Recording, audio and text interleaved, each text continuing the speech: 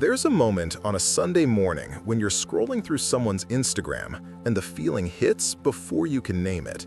They're on vacation again. They look happy. Their life looks easy. And something twists in your chest. Not quite anger, not quite sadness. You tell yourself you're happy for them. You even leave a nice comment. But the feeling stays low and sour for the rest of the day. You don't mention it to anyone. You barely admit it to yourself. It's just envy, and envy feels ugly, so you push it down and keep scrolling. By Monday, you've forgotten about it. Except you haven't, because on Tuesday, when a coworker brags about their weekend, you make a cutting remark disguised as a joke. On Wednesday, you're irritable with your partner over something small. By Thursday, you're exhausted for no clear reason, and you can't figure out why everything feels so heavy. The envy didn't disappear, it just went underground, and now it's leaking out sideways, in snappy comments, in restless nights, in a vague sense that you're failing at something you can't even name. This is what happens when feelings don't get acknowledged. They don't vanish, they just find other ways out.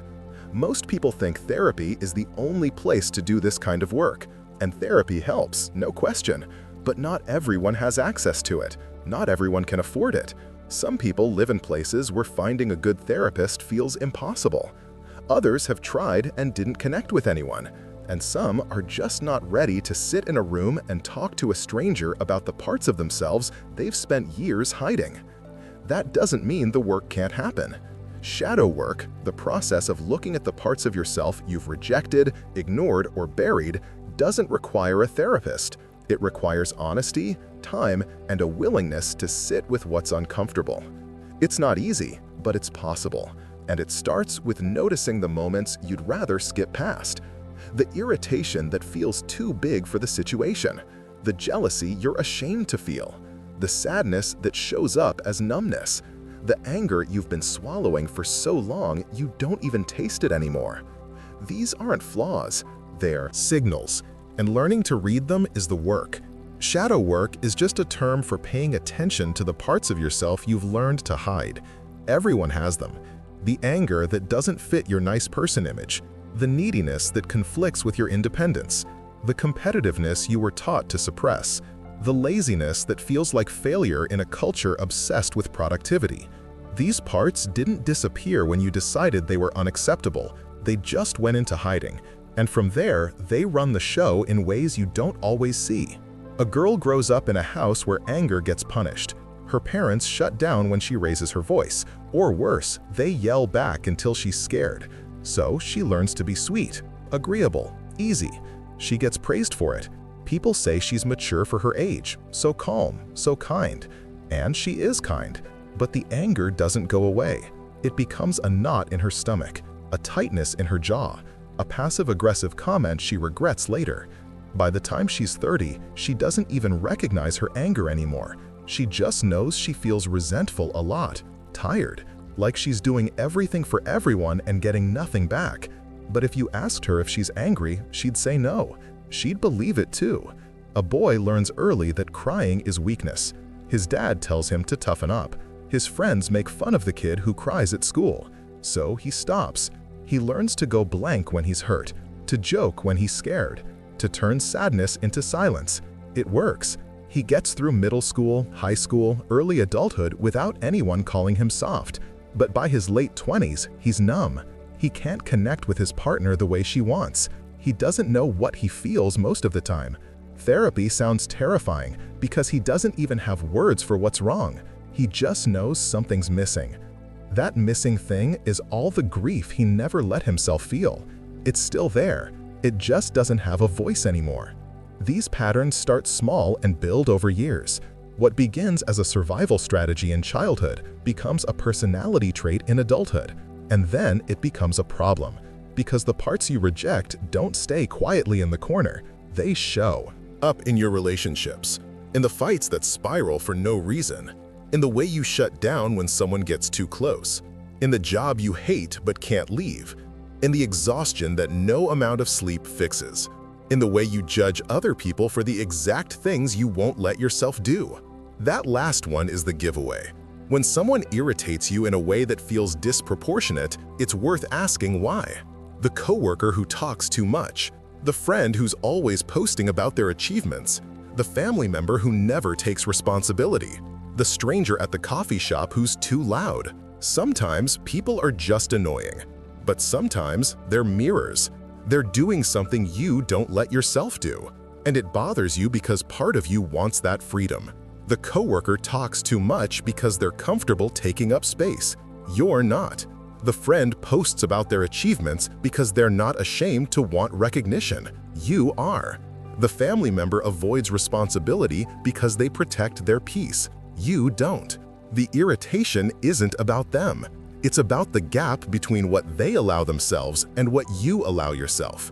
And that gap is where the shadow lives. Psychologists like Carl Jung called this the shadow, the parts of the self that get rejected because they don't fit the persona, the version of yourself you show the world. For Jung, the shadow wasn't evil. It was unconscious.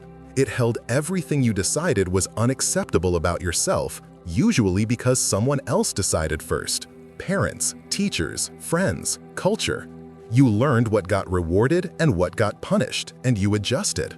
The problem is, the rejected parts don't disappear. They go underground, and from there, they influence everything. Your relationships, your decisions, your sense of who you are. The exhaustion a lot of people feel isn't just from being busy. It's from the constant effort of managing the image, of making sure no one sees the needy part, the angry part, the scared part, the part that doesn't have it together. It's exhausting to be only half of yourself all the time. So what do you do? If therapy isn't an option right now, how do you start working? It's not about fixing yourself. It's about making space for what's already there. And it starts with small, uncomfortable practices that don't require a degree or a couch or 50-minute sessions, just time, honesty, and a willingness to look at what you've been turning away from. First, pay attention to your triggers. When something bothers you more than it should, stop long enough to ask what's really happening. Someone interrupts you in a meeting and you're furious for the rest of the day. A friend cancels plans and you feel crushed, not just disappointed. Your partner makes a comment and you shut down completely. These reactions are too big for the situation, which means they're about something else, something older, something unfinished. Write it down, not to judge it, but to see it. Try this. Next time you have a disproportionate reaction, finish this sentence. I felt emotion because underneath that, I feel deeper emotion. Often, anger is covering hurt. Hurt is covering fear. Fear is covering a need that didn't get met. Just naming it loosens its grip. Second, start a shadow journal. This isn't a gratitude journal or a productivity tracker. It's a place to write the things you don't say out loud. The jealousy, the resentment, the pettiness, the fear, the need. No one will read it. That's the point. You're practicing honesty with yourself, which is harder than it sounds. Once a week, sit down and write about something you felt but didn't express. A moment you performed instead of being real. A time you said yes when you meant no. A person who annoyed you and why. Don't try to make it sound good. Don't soften it. Just write what's true. Over time, patterns will show up. You'll see the same fears, the same hurts, the same unmet needs cycling through different situations. That's information. It tells you what your shadow is protecting, what it's asking for, what it's been trying to say all along. Third, practice solitude without distraction. Schedule 20 minutes where you're alone with no phone, no TV, no podcast, no task. Just you and whatever comes up. For a lot of people, this is unbearable at first. Boredom shows up, then restlessness, then old feelings, sadness, anger, loneliness, shame. Don't try to fix them. Don't analyze them. Just let them be there. Notice where you feel them in your body. Tightness in your chest, a knot in your stomach, tension in your shoulders. These feelings have been waiting for your attention. Giving them even a few minutes starts to shift something. It's not about feeling better. It's about feeling at all. About learning that emotions don't kill you. They just move through if you let them. Fourth, set one small boundary without apologizing. Pick something low stakes, a favor someone asks that you don't want to do, a family obligation that drains you, a request at work that's outside your role. Say no, not with a long explanation, not with an apology tour. Just, I can't do that, or that doesn't work for me. Notice what happens inside, the guilt, the fear they'll be mad, the urge to take it back and explain.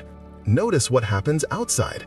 Usually nothing catastrophic. People adjust, the relationship doesn't end, and you learn that disappointing someone doesn't mean you're a bad person. For people who've spent their lives keeping everyone comfortable, this is revolutionary. It's proof that you can take up space and survive. Fifth, talk to the rejected part. This sounds strange, but it works. Close your eyes and imagine the part of yourself that you reject sitting across from you. If you're someone who's terrified of anger, picture your anger as a person. What does it look like? What does it want to say? If you're someone who can't rest, imagine your exhaustion. What does it need? Often, the shadow just wants to be heard. It's not trying to ruin your life. It's trying to keep you safe in the only way it knows how. Maybe your anger is protecting you from being taken advantage of. Maybe your anxiety is trying to keep you from getting hurt. Maybe your sadness is grieving something you never let yourself mourn. Ask it what it needs. Listen without judging. Then do something small to honor it. If it's anger, maybe you set a boundary. If it's rest, maybe you take an afternoon off without guilt. If it's sadness, maybe you let yourself cry. Sixth, share one honest thing with someone safe. Not a confession, not a therapy session, just a small, real thing. I've been feeling more anxious than usual. I felt hurt when that happened. I'm struggling with this and I don't know why. Choose someone you trust and say something true without softening it, without making it easier for them to hear. This is practice for existing as yourself, not as the version of yourself that keeps everyone comfortable. Some people will meet you there, some won't. That's information. The ones who can hold space for your honesty are the ones worth keeping close. The ones who need you to stay small are showing you where the relationship is based on performance, not connection. Seventh, practice disappointing people on purpose. Once a week, say no to something small. Turn down an invitation. Skip a group chat. Don't respond to a text immediately. Let someone be mildly inconvenienced. This isn't about being rude. It's about testing the belief that you have to be available, agreeable, and accommodating all the time to be loved. Most of the time, nothing bad happens. People move on. And you start to learn that relationships built on your constant availability aren't actually relationships. They're arrangements. Real connection can hold disappointment. It can hold boundaries. It can hold the truth that you're a person with limits, not a service provider. Over time, these small practices shift something. You start to notice when you're performing and when you're not. The masks don't disappear, but they get lighter. You catch yourself people-pleasing in real time and make a different choice. You feel jealousy and ask what it's pointing you toward instead of drowning in shame. You get angry and recognize it as old fear instead of lashing out. Relationships change. Some get deeper because you're bringing more of yourself. Some fade because they were built on the version of you that doesn't exist anymore. New ones form based on who you actually are, not who you thought you needed to be. The internal critic gets quieter. Mistakes feel like information instead of proof that something's fundamentally wrong with you. You stop spending so much energy managing how people see you, and that energy goes somewhere better, into rest, into curiosity, into actually living instead of performing life. This doesn't mean everything gets easy. New situations still pull the shadow forward. A new job, a breakup, a loss, a big change. But the reactions start to feel less automatic. You might feel the old panic and recognize it instead of believing it. You might notice yourself withdrawing and choose to stay. You might catch the urge to people-please and set a boundary instead. Slowly, the range of what you can feel and express without falling apart expands. You're less afraid of your own emotions because you've sat with them and survived. You're less afraid of other people's emotions because you're not responsible for managing them. The exhausting work of being perfect, of being liked, of being anything other than yourself starts to ease. Not because you fixed yourself, but because you stopped treating parts of yourself like problems. Life doesn't stop challenging you, but you get better at meeting it as a whole person instead of a fragmented one. The person scrolling through Instagram on a Sunday morning, feeling that sour twist of envy, doesn't have to bury it anymore. She can notice it, name it, ask what it's pointing toward. Maybe it's showing her she wants more adventure, more rest, more visibility, more freedom. Maybe it's showing her she's been shrinking herself to make other people comfortable. Maybe it's just old loneliness dressed up as jealousy. Whatever it is, it's information, not a character flaw, not something to be ashamed of, just a part of herself that's been waiting to be seen. And when she sees it, really sees it, without judgment or panic, something loosens. The feeling doesn't vanish, but it doesn't run her life anymore. She can feel it and still choose what to do next. That's the work.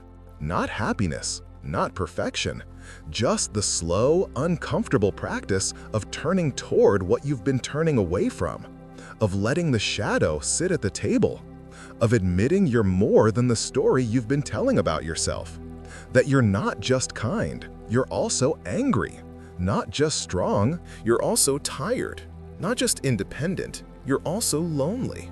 And all of it, the light and the shadow, the parts you show and the parts you hide, is you.